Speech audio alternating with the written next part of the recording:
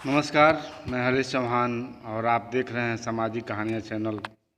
दोस्तों, आज के इस कहानी के सीरीज में हम आपके लिए लेकर आए हैं सुभद्रा कुमारी चौहान की कहानी अभियुक्ता। तो आइए सुनते हैं कहानी अभियुक्ता। मजिस्ट्रेट मिस्टर मिश्रा की अदालत में एक बड़ा ही सनसनीदार मुकदमा चल रहा है।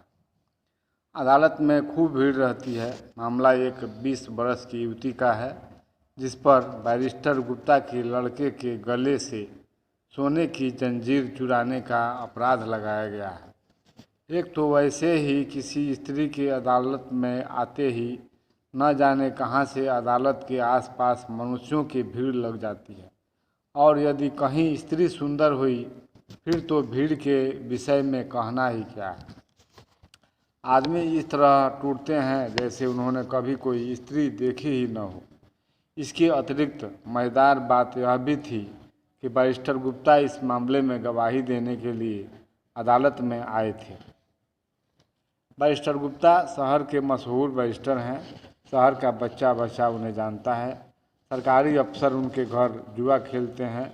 शहर में कहीं नाच गाना हो तो उसका प्रबंध बैरिस्टर साहब को ही सौंपा जाता है। शराब पीने का शौक होते हुए भी वह कलवारी में कभी नहीं जाते, खुद कलारी उनके घर पहुंच जाती है। सरकार दरबार में उनका बहुत मान है और पब्लिक में भी, क्योंकि सरकारी अफसरों से किसका काम नहीं पड़ता। बैरिस्टर साहब हैं भी बड़े मिलनसार, पब्लिक का काम बड़ी दिलचस्पी से करते हैं। इस प्रकार के कामों में वह बहुत व्यस्त रहते हैं और दूसरे कामों के लिए उन्हें फुर्सत ही नहीं मिल रही। मुकदमा शुरू हुआ। अभियुक्ता की ओर से कोई वकील न था। वह गरीब और असहाय थी। सरकार की ओर से 300 मासिक पाने वाले कोर्ट साहब पैरवी के लिए खड़े थे। बैरिस्टर गुप्ता ने अपने बयान में कहा, मैं अभियुक्ता को एक अरसे से जानता हूँ। यह शहर में भीख मांगा करती थी। करीब 1 महीना हुआ, एक दिन मैंने अपने मकान के पास कुछ गुंडों को इसे छेड़ते देखा। मुझे इस पर दया आई। उन गुंडों को भगाकर मैंने इसे अपने घर ले आया और जब मुझे मालूम हुआ कि इसका कोई भी नहीं है, तब खाने और कपड़े पर इसे अपने घर पर बच्चों को संभालने के लिए रख लिया। 15 दिन काम करने के बाद एक दिन रात को यह एकाएक गायब हो गई। दूसरे दिन मैंने देखा कि बच्चे के गले की सोने की जंजीर भी नहीं है। तब मैंने पुलिस में इतला दी। बाद में पुलिस ने इसे मैं सोने की चेन के गिरफ्तार किया और मुझसे चेन की शिनाख्त करवाई। मैंने वैसे ही 5 चैनों में से अपनी चेन पहचान ली।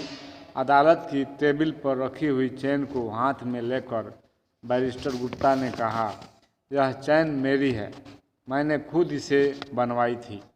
बैरिस्टर गुप्ता का बयान खत्म हुआ। मजिस्ट्रेट ने गंभीर स्वर में अभियुक्ता की ओर देखकर पूछा, तुमको बैरिस्टर साहब से कुछ सवाल करना है? अभियुक्ता का चेहरा तमतमा उठा। वह तिरस्कार सूचक स्वर में बोली, जी नहीं, सवाल पूछना हो तो दूर की बात है, मैं तो इनका मुंह भी नहीं देखना चाहती। अभियुक्ता की इस निर्भीकता से दर्शकों के ऊपर आश्चर्य की लहर सी दौड़ गई। सबकी आंखें उसकी ओर फिर गईं। बैरिस्टर गुप्ता की ओर भी लोगों का ध्यान विशेष रूप से आकर्षित हुआ। उनके मुंह से एक प्रकार की दबी हुई अस्पष्ट मरमर ध्वनि सी निकल पड़ी। मुकदमे में और भी रंग आ गया। अब तो लोग अधिक ध्यान से मुकदमे की कार्रवाई को सुनने लगे। बैरिस्टर गुप्ता की बातों का समर्थन पुलिस के दूसरे गवाहों ने भी किया। एक सराफ ने आकर कहा, मेरी दुकान से सोना लेकर बैरिस्टर साहब ने मेरे सामने ही यह चेन सुनार को बनाने के लिए दी थी। एक सुनार ने आकर बयान दिया, यह चैन बैरिस्टर साहब के लिए मैंने ही अपने हाथ से बनाकर उन्हें दी थी। तफ्तीश करने वाले थानेदार ने बताया कि किस प्रकार उन्होंने अभियुक्ता का पता लगाया और किस तरह चैन मांगते ही उसने यह चैन अपनी कमर से निकाल कर दे दी। थानेदार ने यह भी कहा कि अभियुक्ता इस चैन को अपनी मां की दी हुई बताती है, जिससे साफ मालूम होता है कि अभियुक्ता बहुत चालाक है। सरकारी गवाहों के बयान हो जाने के बाद अभियुक्ता से मजिस्ट्रेट ने पूछना शुरू किया, तुम्हारा नाम? चुन्नी। पति का नाम? मैं कुमारी हूँ। अच्छा, तो पिता का नाम? मैं नहीं जानती। मैं जब बहुत छोटी थी तब या तो मेरे पिता मर गए थे या कहीं चले गए थे। मैंने उन्हें देखा ही नहीं। मेरी माँ ने मुझे कभी उनका नाम भी नहीं बताया और अब तो कुछ दिन हुए मेरी माँ का भी देहांत हो गया। कहते कहते अभियुक्ता की आंखें डबडबा आईं। दोनों हाथों से अपना मुंह ढककर वह सिसकियां लेने लगी। दर्शकों ने सहानुभूतिपूर्वक अभियुक्ता की ओर देखा, किंतु कोर्ट इंस्पेक्टर ने कड़े स्वर में कहा, यह नाटक यहाँ मत करो।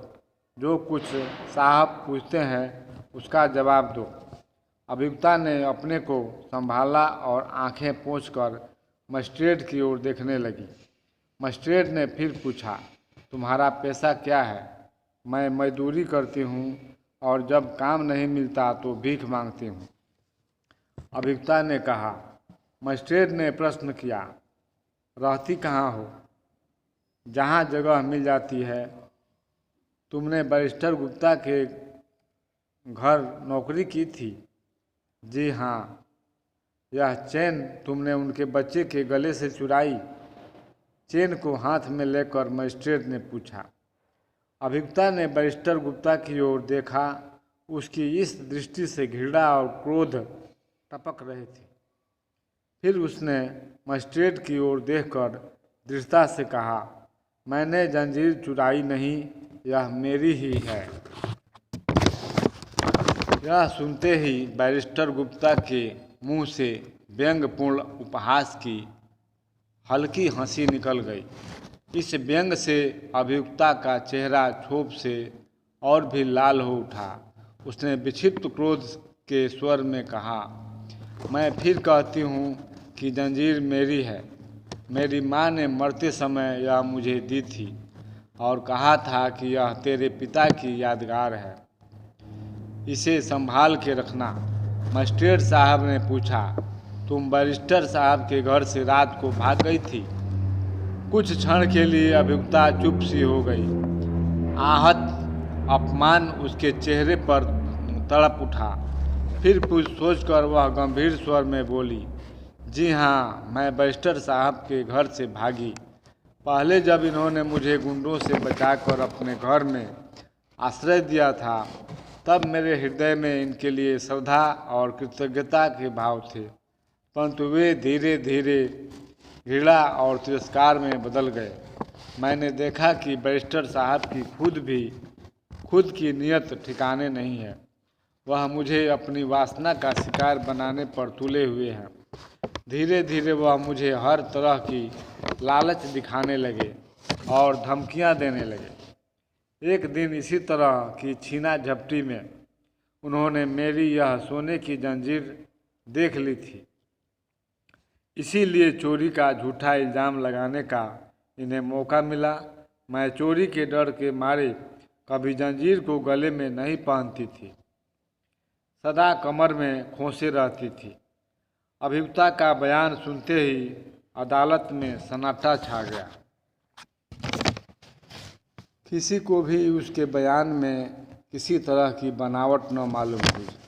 बैरिस्टर साहब के प्रति घृणा और अभियुक्ता की ओर सहानुभूति के भावों से दर्शक समाज का हृदय ओतप्रोत हो गया। सभी दिल से चाहने लगे कि वह छूट जाए, परंतु कानूनी कठिनाइयों को सोचकर सब निराश से हो गए।